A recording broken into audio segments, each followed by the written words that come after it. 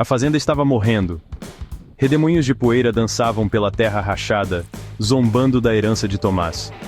Cada talo de milho seco, cada tomate estragado, parecia um prego martelado em sua alma. Sua esposa, Sara, tentava se manter forte, seu sorriso uma máscara frágil. Ele via o medo em seus olhos, o mesmo medo que o corroía. Eles estavam perdendo tudo. Sua filha, Lívia, ainda encontrava alegria na poeira e nas plantações moribundas. Seu riso era uma melodia fugaz, facilmente perdida no vento que uivava como uma fera faminta. Ele se agarrava àquele som, o último fio de esperança em um mundo que parecia determinado a esmagá-los. O mercado de pulgas era um caleidoscópio de coisas esquecidas. Tomás vagava, o olhar vazio, os ombros curvados pela derrota. Ele mal notava as barracas, os gritos dos vendedores o atingindo como o vento incessante. Então, um flash de cor. Um vislumbre de algo antigo e perturbador.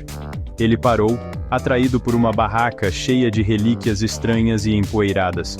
Sua mão, como guiada por uma força invisível, estendeu-se e puxou um pano roído por traças. Embaixo, aninhado entre ferramentas enferrujadas e bonecas quebradas, havia um espantalho. Não era como os outros, as figuras toscamente feitas para assustar corvos. Este tinha uma presença perturbadora.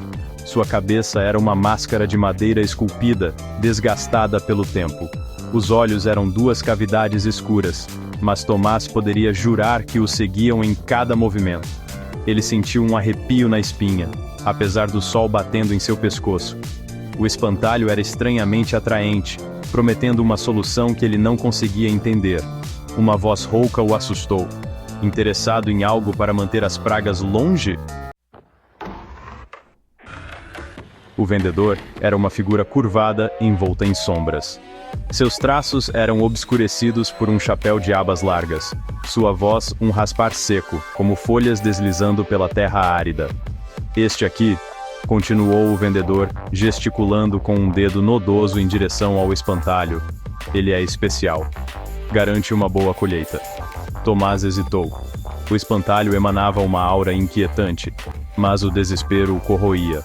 Sua família estava passando fome. A fazenda estava morrendo. Que escolha ele tinha? Ele pegou sua carteira gasta, o sorriso do vendedor se alargando, revelando dentes muito afiados, muito brancos. No momento em que Tomás colocou o espantalho no centro do milharal, o vento se acalmou. Uma quietude perturbadora pairou sobre a terra. Ele descartou isso como sua imaginação, os últimos vestígios de dúvida agarrados à sua esperança. Ele acordou na manhã seguinte com uma visão que o fez esfregar os olhos em descrença.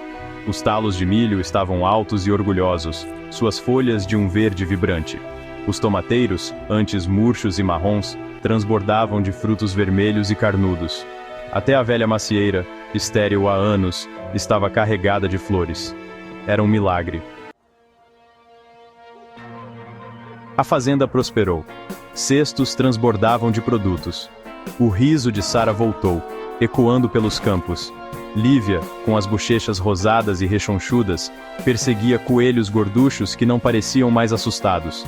Tomás, no entanto, não conseguia se livrar da inquietação que se enrolava em seu estômago. Ele acordava no meio da noite com o som de sussurros carregados pelo vento. Os corvos, antes uma presença constante, haviam desaparecido. Até os insetos pareciam evitar o espantalho, deixando um silêncio anormal em seu rastro. E os olhos do espantalho pareciam segui-lo, cheios de uma malevolência consciente. A notícia de sua recuperação milagrosa se espalhou. Vizinhos com rostos marcados pela inveja e suspeita cochichavam sobre magia negra e pactos com o diabo. Tomás os ignorou. Sua família estava alimentada. A fazenda estava salva. O que mais importava? Mas, à medida que as semanas se transformavam em meses, uma percepção arrepiante invadiu seu coração. Lívia não ria mais. Ela vagava pelos campos apaticamente, seu olhar nunca deixando o espantalho. Sara, sua alegria inicial substituída por um olhar assombrado, reclamava de pesadelos, de sussurros na noite. Os sussurros ficaram mais fortes, transformando-se em palavras que ele quase conseguia entender. Eles falavam de sacrifícios, de uma fome que nunca poderia ser saciada. A terra, antes repleta de vida, ficou estranhamente silenciosa. Os animais, antes atraídos pela presença alegre de Lívia, agora se esquivavam dela, com os olhos arregalados de medo. Em uma noite sem lua, Tomás acordou de um pesadelo e descobriu que Lívia havia sumido.